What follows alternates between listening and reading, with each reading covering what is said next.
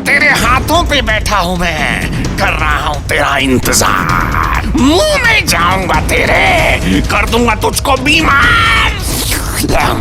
रिश्ते में तो हम तुम्हारे दुश्मन होते हैं, नाम है corona. Oh no no no please, खाने से पहले साबुन से हाथ नहीं धोना।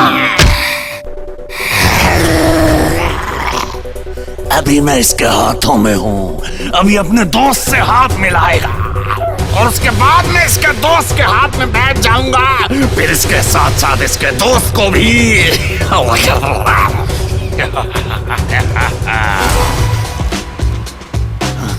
अरे ये क्या हो रहा है? नमस्ते नहीं करनी थी, हाथ मिलाना था। तेरे मुंह के अंदर मेरा प्यारा सा आशियाना है, जैसे ही तू छींकेगा मुझे आसपास फैल जाना है।